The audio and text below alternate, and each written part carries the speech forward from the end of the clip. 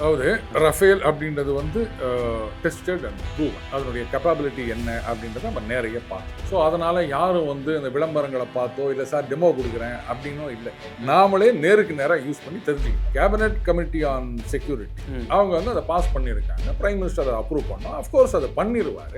ஆனால் இந்த வாங்குற டீல் அப்படின்றது வந்து இப்போ ரஃபேல் அப்படின் போது அவங்க நாட்டில் தயாரிக்கிறாங்க, அப்போ அதில் இருக்க அந்த மிசைல்ஸ் அதெல்லாம் வந்து அவங்க தயாரிக்கிற மிசைல்ஸ் கேரி பண்ணுற மாதிரி அதுக்கேற்ற மாதிரி செட் பண்ணியிருப்பாங்க. ஸோ அப்போ என்ன ஆகும், நீங்கள் பிளேன் வாங்கினா மட்டும் பத்தாது, அந்த மிசைல்ஸ் எல்லாம் யூஸ் பண்ண பிறகு மறுபடியும் அவங்க கிட்ட தான் போய் நிற்கணும். நாமளே வந்து சீப்பாக எஃபெக்டிவாக உலகத்துக்கே எக்ஸ்போர்ட் பண்ணுற மாதிரி பண்ணிட்டு இருக்கும்போது நான் ஏன் உங்ககிட்ட வந்து நிற்கணும்? எல்லாம் சிங்க்ரோனைஸாக இருக்கணும். நாங்கள் வந்து 2 ரஃபேலு, 2 மிக்கு, 2 சுகோய் இப்படி கூட நாங்கள் கலந்து கட்டி அடிப்போம். ஏன்னா ஒவ்வொன்றுத்துக்கும் ஒவ்வொரு ரோல் இருக்கு, ஒரு கேப்பபிலிட்டி இருக்கு, ஒரு ஸ்பெஷல் பாயிண்ட். ஸோ அதெல்லாம் வந்து எக்ஸ்ப்ளாய்ட் பண்ணிக்கிற மாதிரி நாங்கள் இப்படி மிக்ஸ் அண்ட் மேட்ச் கூட நாங்கள் பண்ணுவோம். அதனால அந்த கம்யூனிகேஷன் கம்பேட்டிபிலிட்டி அது வேணும் அப்படின்னு சில கண்டிஷன்ஸ்லாம் நம்ம வச்சிருக்கோம். சரி, இப்போ இந்த ரஃபேல் வந்து ஏற்கனவே வச்சிருக்கோம், இப்போ வாங்குறதுல வந்து எந்த அளவுக்கு இது முக்கியத்துவமா அமையுது? ஏன்னா ஏற்கனவே பல நம்ம தளவாடங்கள்லாம் இருக்கு இல்லையா? கோபி இந்த ஃபைட்டர் ஜெட்ஸை பொறுத்த வரைக்கும் அதுக்கப்புறம் ஏற்கனவே வந்து நம்ம பல்லாயிரம் கோடிகளுக்கு ஆர்ம்ஸ் அண்ட் அம்யூனிஷன்ஸ் எக்ஸ்போர்ட் பண்ணிட்டோம். ஸோ இந்த ஏர்கிராஃப்ட் மார்க்கெட்டிங் நம்ம பிடிச்சிட்டோம்னு சொன்னால் இது வந்து ஃபைட்டர் ஜெட், அது ஒரு பெரிய பிஸ்னஸ் ஆப்பர்ச்சுனிட்டி, இந்தியாவுக்கு வந்து ஏராளமான வேலை வாய்ப்புகளை உருவாக்கும். அதுக்கப்புறம் ஃபாரின் எக்ஸ்சேஞ்ச் ஏராளமாக வரும். அது மட்டும் இல்லை, இந்த மாதிரி ஆர்ம்ஸ் சப்ளை பண்ணும்போது டிப்ளமேட்டிக் ரிலேஷன்ஸ், நம்மளுடைய இன்ஃப்ளூயன்ஸ்னு ஒன்று இருக்குது. அடுத்தது பேசஞ்சர் ஏர்கிராஃப்ட்னு எடுத்தீங்கன்னா இன்னைக்கு வந்து இந்த பக்கம் போயிங் அமெரிக்காவில், அந்த பக்கம் ஏர்பஸ், இது 2 தான் பெரிய இது. சைனா உள்ள நுழைஞ்சிட்டு இருக்காங்க, ரஷ்யாலையும் அவங்க பண்ணிட்டு இருக்காங்க. ஏன் நாமளும் அந்த மாதிரி பண்ணக்கூடாது? ரிஃப்ளெக்ட் நேயர்களுக்கு வணக்கம். இன்று நாம் சந்திக்க இருக்கக்கூடிய சிறப்பு விருந்தினர் உலக செய்தி பகுப்பாய்வாளர் திரு டெய்லி பஞ்ச் அருண் அவர்கள். சார் வணக்கம். சார் வணக்கம் கோபி. ரஃபேல் விமானம் வந்து இந்திய பாதுகாப்பு துறையில எந்த அளவுக்கு முக்கியத்துவம் வாய்ந்தது அப்படின்றது எல்லாருக்குமே தெரியும். இப்போ வந்து மீண்டும் வந்து ஒரு 114 ரஃபேல் விமானங்களை வந்து வாங்குவதற்காக இந்தியா பிரான்ஸ் கூட ஒப்பந்தம் போட்டிருப்பதாக தகவல் வெளியாயிருக்கு. செய்திகளும் ஒரு சில ஊடகங்கள் வெளியாயிருக்கு. இது உண்மையா சார் இந்த தகவல்? அதாவது ரஃபேல் அப்படின்றது வந்து டெஸ்டட் அண்ட் ப்ரூவன், அதனுடைய கெப்பாபிலிட்டி என்ன அப்படின்றத நம்ம நேரைய பார்த்தோம். ஸோ அதனால யாரும் வந்து இந்த விளம்பரங்களை பார்த்தோ இல்லை சார் டெமோ கொடுக்குறேன் அப்படின்னும் இல்லை, நாமளே நேருக்கு நேராக யூஸ் பண்ணி தெரிஞ்சுக்கிட்டோம். பட் இது வந்து இன்னும் ஃபைனலைஸ் ஆகல, ஒப்பந்தம் அப்படின்றது இன்னும் போடப்படவில்லை. கேபினெட் கமிட்டி ஆன் செக்யூரிட்டி அவங்க வந்து அதை பாஸ் பண்ணியிருக்காங்க, பிரைம் மினிஸ்டர் அதை அப்ரூவ் பண்ணோம், அஃப்கோர்ஸ் அதை பண்ணிடுவார். ஆனால் இந்த வாங்குற டீல் அப்படின்றது வந்து இன்னும் நிறைய பேச்சுவார்த்தைகள் இருக்கு. ஏன்னா நம்ம என்ன முன் வைக்கிறோம் அப்படின்னா, முதல்ல அந்த சோர்ஸ் கோட் அது வந்து பேச்சே கிடையாது, அதை நீங்க கொடுத்தானோ அப்படின்னு. எதுக்காக அது அப்படின்னா, இப்போ ரஃபேல் அப்படின் போது அவங்க நாட்டில் தயாரிக்கிறாங்க, அப்போ அதுல இருக்க அந்த மிசைல்ஸ் அதெல்லாம் வந்து அவங்க தயாரிக்கிற மிசைல்ஸ் கேரி பண்ற மாதிரி அதுக்கேற்ற மாதிரி செட் பண்ணியிருப்பாங்க. ஸோ அப்போ என்ன ஆகும், நீங்க பிளேன் வாங்கினா மட்டும் பத்தாது, அந்த மிசைல்ஸ் எல்லாம் யூஸ் பண்ண பிறகு மறுபடியும் அவங்க கிட்ட தான் போய் நிற்கணும். நாமளே வந்து சீப்பாக எஃபெக்டிவாக உலகத்துக்கே எக்ஸ்போர்ட் பண்ணுற மாதிரி பண்ணிட்டு இருக்கும்போது நான் ஏன் உங்ககிட்ட வந்து நிற்கணும்? அப்போ அந்த சோர்ஸ் கோடு இருந்தால் மட்டும்தான் நம்மளுடைய தயாரிப்புகள், நமக்கு தேவையான விஷயங்கள், நாளைக்கு ஏவியானிக்ஸில் ஒரு சேஞ்ச் பண்ணுறோம், இல்லை வந்து எக்ஸ்ட்ராவாக ஒரு ரேடார் இன்ஸ்டால் பண்ணுறோம், இந்த மாதிரி விஷயங்கள் போது சோர்ஸ் கோடு இல்லாமல் பண்ண முடியும். ஆர்எல்ஸ் ஒவ்வொரு தடவையும் அவங்ககிட்ட போய் நிற்கணும், அதுக்கு வந்து காசு கட்டணும். அடுத்தது நம்மளுடைய டெக்னாலஜி என்ன ஏதுன்றதை பற்றிலாம் அவன் தெரிஞ்சுட்டு போகிற மாதிரி இருக்கும். ஸோ அதனால இந்த சோர்ஸ் கோடு கம்பல்சரியாக நீங்கள் கொடுத்தானோ அப்படின்ற ஒரு கண்டிஷன் நம்ம வச்சுருக்கோம். அடுத்தது ப்ரொடக்ஷன் வந்து ஜஸ்ட் லைக் தட் அங்கேயிருந்து நீங்கள் தயாரித்து இங்கே கொண்டு வந்து கொடுக்குறதோ இல்லை கம்ப்ளீட்லி நாக்ட் அவுட் கிட்ஸ்ன்னு சொல்லுவாங்க, அதுவோ கிடையாது. 80% இண்டிஜினியஸ் ப்ரொடக்ஷன் இங்கே பண்ணணும். முதல்ல வந்து அவங்க என்ன அப்போஸ் பண்ணாங்கன்னா, இல்லை அவங்க HAL இந்த மாதிரி ஃபெசிலிட்டிஸில் தயாரிக்கணும் அப்படின்னு சொன்னால் பயங்கர செலவாகுது, எங்கள் ஊரில் தயாரிக்கிறத விட உங்கள் ஊரில் அதிக காசு ஆகுது, கட்டுப்படி ஆகாது அப்படின்னு சொல்லியிருந்தாங்க. சரி, அதுக்கு என்ன ஏதாவது ஏற்பாடு பண்ணுவோம் அப்படின்ட்டு இந்த இண்டிஜினியஸ் ப்ரொடக்ஷன் அப்படின்ற ஒரு கண்டிஷன் நீங்கள் வச்சிருக்கோம். அடுத்தது இன்டர் ஆப்ரபிலிட்டி, ஏற்கனவே ஒரு 36 வாங்கினோம் இல்லையா, அந்த கம்யூனிகேஷன் அப்படின்னும் போது அந்த ஃப்ளைட் ஃபார்மேஷன், அப்போ வந்து இங்கேருந்து அங்கே கம்யூனிகேட் பண்ணுறது, நாட் ஓன்லி பிட்வீன் ரஃபேல்ஸ், நம்ம கிட்ட வந்து அந்த ரஷ்யாவுடைய தயாரிப்புகள் இல்லையா, மிக், அதுக்கப்புறம் சுகோய் வாங்கினோம்னா அந்த சுகோய்ஸ், அதோடையும் வந்து கம்யூனிகேஷன் கம்பேட்டிபிலிட்டி வேணும். ஏன்னா ரஃபேல் தனியாக போங்க, மிக் தனியாக போங்க, சுகாய் தனியாக போங்க, ஒருத்தரோட ஒருத்தர் பேசிக்க முடியாது, இது வேலைக்கு ஆகாது. எல்லாம் சிங்க்ரோனைஸா இருக்கணும். நாங்க வந்து 2 ரஃபேல், 2 மிக், 2 சுகோய் இப்படி கூட நாங்க கலந்து கட்டி அடிப்போம். ஏன்னா ஒவ்வொன்றுத்துக்கும் ஒவ்வொரு ரோல் இருக்கு, ஒரு கேப்பபிலிட்டி இருக்கு, ஒரு ஸ்பெஷல் பாயிண்ட் இருக்கு. ஸோ அதெல்லாம் வந்து எக்ஸ்ப்ளாய்ட் பண்ணிக்கிற மாதிரி நாங்க இப்படி மிக்ஸ் அண்ட் மேட்ச் கூட நாங்க பண்ணுவோம். அதனால அந்த கம்யூனிகேஷன், கம்பேட்டிபிலிட்டி அது வேணும் அப்படின்னு சில கண்டிஷன்ஸ்லாம் நம்ம வச்சிருக்கோம். ஹவு ஃபார் அவங்க அதை ஒத்துப்பாங்க அப்படின்றது தெரியாது. அதுக்கப்புறமா தான் இதெல்லாம் வந்து ஃபைனலைஸ் பண்ண முடியும். ஆஸ் ஆஃப் நவ் இது ஃபைனலைஸ் அப்படின்றது பேச்சுவார்த்தைகளுக்கு பிறகு தான் இது வரும்.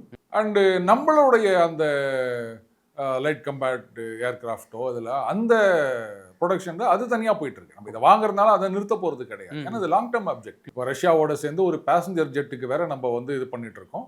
ஆமாம், ஒரு சின்ன லெவலில். ஸோ அடுத்தது சுகோய் 57 அவங்க தரேன்னு சொல்லும் போது என்ன சொல்றாங்க, அந்த என்ஜின் டெக்னாலஜியும் இங்கேயே தயாரிச்சுக்கிற மாதிரி நாங்கள் பண்றோம். அதுக்கு சோர்ஸ் கோடு தராங்களா சார் அவங்க டெக்னாலஜி கம்ப்ளீட் டெக்னாலஜி ட்ரான்ஸ்ஃபர் நீங்களே இங்கே பண்ணுங்கன்றாங்க. அது மட்டும் இல்லை கோபி, இனிமே ஃப்ரெஷ்ஷாக அந்த பிரம்மோஸ் மாதிரி நாங்கள் இங்கேயே உட்காந்து தயாரிக்கிறோம் R&Dலேருந்து. எதுக்கு நாங்கள் அங்கே தயாரித்து அதுக்கப்புறம் இங்கே ஜாயின்ட் ப்ரொடக்ஷன் வேணாம். ஏன்னா அங்கே வந்து முதல்ல பாப்புலேஷனே கம்மி ரஷ்யாவில். இங்கே நமக்கு வந்து டேலண்ட் இருக்கு. நீங்கள் வந்து எங்களுக்கு நம்பகமான ஒரு பார்ட்னர். அதான் நீங்கள் நம்பகமான ஒரு பார்ட்னர். உங்களை மாதிரி ஒரு நம்பிக்கையான ஃப்ரெண்டு யாருமே இருக்க மாட்டான். அதனால இங்கேயே நம்ம தயாரிப்போம், இந்தோ ரஷ்யன் ஜாயிண்ட் வெஞ்சர் அப்படின்னு. ஸோ அந்த அளவுக்கு போயிருக்காங்க. அதனால Su-57ல வந்து சோர்ஸ் கோடு கொடுப்பாங்களாலாம் கேட்காதீங்க. ஒட்டுமொத்தமாக இங்கே கொண்டாந்து தயாரிக்க போகிறாங்க. ஸோ இதை வச்சு நம்ம சொல்லலாம், இது பேர் அவங்க வந்து அதையே கொடுக்குறேன்றாங்க. நீ என்ன இதை கொடுக்க மாட்டேன்னு, அது 5th ஜென்ரேஷன். நீங்கள் வந்து இதுக்கே கொடுக்க மாட்டேன்னு என்ன அர்த்தம், நாங்கள் அதே வாங்கிக்கிறோம் போங்க அப்படின்னு. அது மட்டும் இல்லை, அது வந்து ரொம்ப ரஷ்யாவே கொடுக்கும்போது பிரான்ஸ் என்ன சார் நம்ம கிட்ட அடம்பிடிச்சுன்னு இருக்கு அந்த அளவுக்கு. இப்போ நீங்கள் சில சாஃப்ட்வேர்லாம் வாங்கினீங்கன்னா அதுக்கு ஈவன் பேர் சொல்ல விரும்பலை. ஓகே, ஒரு ஃபோன் வாங்கினீங்க அப்படின்னா ஒரு காலத்தில் இந்த பட்டன் ஃபோன் இருந்த வரைக்கும் நம்ம பாட்டுக்கு வச்சுருந்தோம். ஆனால் இன்னைக்கு இந்த ஸ்மார்ட் ஃபோன்லாம் வந்த பிறகு 2 எக்கோ சிஸ்டம், ஆப்பிள் ஒன்று இருக்குது, ஆண்ட்ராய்டு ஒன்று இருக்குது. அவங்க பிளே ஸ்டோர்லேருந்து தான் நீங்கள் வந்து வாங்க முடியும் இல்லையா? இல்லைன்னா அந்த ஜெயில் பிரேக் அப்படின்னு வாங்க, வாரண்டி வாய்டுன்னு வாங்க, அந்த மாதிரிலாம் இருக்குல்ல. ஸோ இப்படி எடுத்துக்கலாம். இப்போ நீங்கள் ஒரு 2 வீலர் வாங்குறீங்க, சர்வீஸ் சென்டர் போனோம், அந்த ஷோரூம்ல வந்து 2 வீலர் விற்கிறதுல மட்டும் அவங்களுக்கு பெரிய காசு கிடையாது. சர்வீஸ்னு இருக்குல்ல, நீங்க ரெகுலரா சர்வீஸுக்கு வந்தீங்கன்னா தான் அவங்களுடைய பிசினஸ் ஓடும்.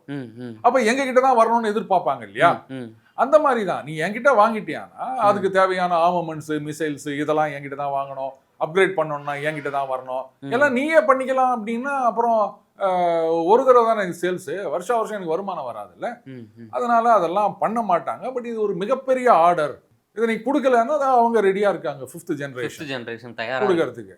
இதை விட ரொம்ப காஸ்ட் எஃபெக்டிவ்னு வேற சொல்லலாம்.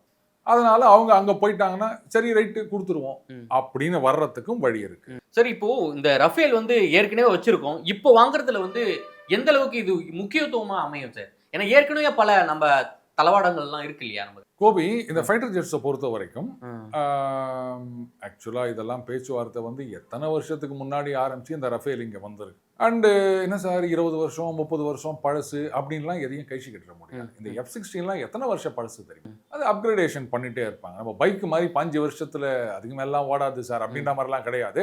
பட் இன்னைக்கும் 30 வருஷம் 40 வருஷம் எவ்வளவு ஏங்க அந்த விண்டேஜ் புல்லட் அப்படின்னு சொல்லிட்டு 1970ல வந்த புல்லட் எல்லாம் இன்னைக்கு சக்க போடு போட்டுனுக்குது நம்ம பாக்குறோம் இல்லையா?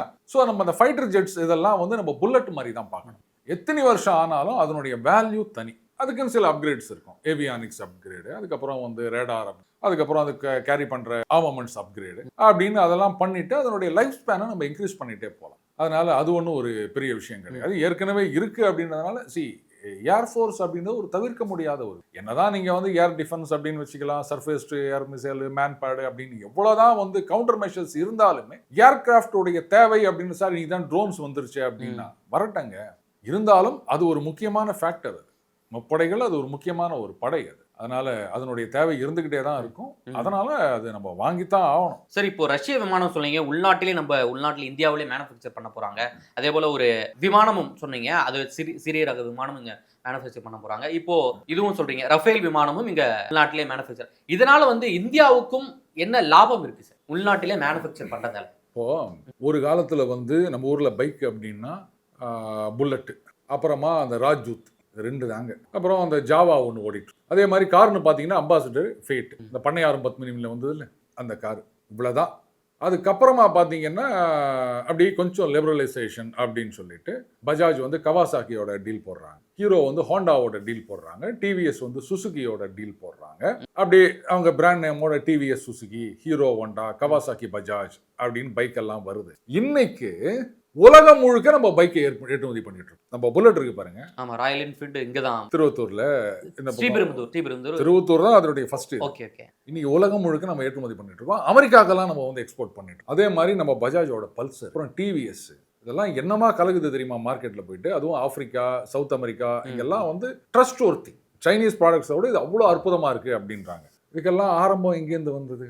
நாம வந்து அந்த பழைய மாடலையே, அதுலயும் பாத்தீங்கன்னா இந்த பக்கம் பிரேக்கு, இந்த பக்கம் கியர் இருக்கும். அதுக்கு அந்த ஜாவால பாத்தீங்கன்னா அந்த கிக்கர் தான் கியர். அதெல்லாம் நீங்க பாத்திருக்கீங்களா? இப்படி கிக் பண்ணிட்டு அப்படி தள்ளி விட்டோடனே அதான் கியர். அப்படிலாம் இருந்த வண்டிகள் இன்னைக்கு வந்து ரொம்ப மாடர்னா நம்ம வந்து உலகத்துக்கே சப்ளை பண்ணிட்டு இருக்கோம். காரணம் அந்த ஜாயிண்ட் வெஞ்சர். அதே மாதிரி தான் இன்னைக்கு இங்கே நம்ம பண்றோம் அப்படின்னும் போது அந்த ஜெட் என்ஜின் டெக்னாலஜி அதையும் நம்ம கிராக் பண்ணிட்டோம் அப்படின்னு சொல்லி அதுக்கப்புறம் ஏற்கனவே வந்து நம்ம பல்லாயிரம் கோடிகளுக்கு ஆர்ம்ஸ் அண்ட் அம்யூனிஷன்ஸ் எக்ஸ்போர்ட் பண்ணிட்டோம். ஸோ இந்த ஏர்கிராஃப்ட் மார்க்கெட்டையும் நம்ம பிடிச்சிட்டோம்னு சொன்னா இது வந்து ஃபைட்டர் ஜெட், அது ஒரு பெரிய பிசினஸ் ஆப்பர்ச்சுனிட்டி. இந்தியாவுக்கு வந்து ஏராளமான வேலை வாய்ப்புகளை உருவாக்கும். அதுக்கப்புறம் ஃபாரின் எக்ஸ்சேஞ்ச் ஏராளமாக வரும். அது மட்டும் இல்லை, இந்த மாதிரி ஆர்ம்ஸ் சப்ளை பண்ணும்போது டிப்ளமேட்டிக் ரிலேஷன்ஸ், நம்மளுடைய இன்ஃப்ளூயன்ஸ்னு ஒன்று இருக்கு. அடுத்தது பேசஞ்சர் ஏர்கிராஃப்ட்னு எடுத்தீங்கன்னா இன்னைக்கு வந்து இந்த பக்கம் போயிங் அமெரிக்காவில், அந்த பக்கம் ஏர்பஸ், இது ரெண்டு தான் பெரிய இது. சைனா உள்ள நுழைஞ்சிட்டு இருக்காங்க, ரஷ்யாலையும் அவங்க பண்ணிட்டு இருக்காங்க. ஏன் நாமளும் அந்த மாதிரி பண்ணக்கூடாது? நம்ம ஊருக்கே ஏராளமா தேவை. நீங்க எக்ஸ்போர்ட் பண்றதை விடுங்க, நம்ம ஊருக்கே அது கட்டாயமா தேவை. அப்ப நம்ம அதை பண்ணிட்டு போலாமே. சோ இந்த மாதிரியான ஜாயிண்ட் வெஞ்சர்ஸ் வரும்போது அது நாளடைவுல நமக்கு வந்து ஃபர்ஸ்ட் லோக்கல் மார்க்கெட்டுக்கு இது பண்ணலாம், அதுக்கப்புறம் எக்ஸ்போர்ட் மார்க்கெட்டை கேப்சர் பண்ணலாம். இது வந்து பொருளாதார வளர்ச்சியிலையும் இந்த வேலை வாய்ப்பு வளர்ச்சியிலும் ஒரு மிகப்பெரிய ஃபேக்டரா இருக்கும். கோபி, மிக்க நன்றி சார். நேரில் வந்து பல்வேறு தகவலை எங்களுடன் பகிர்ந்தமைக்கு. நன்றி கோபி.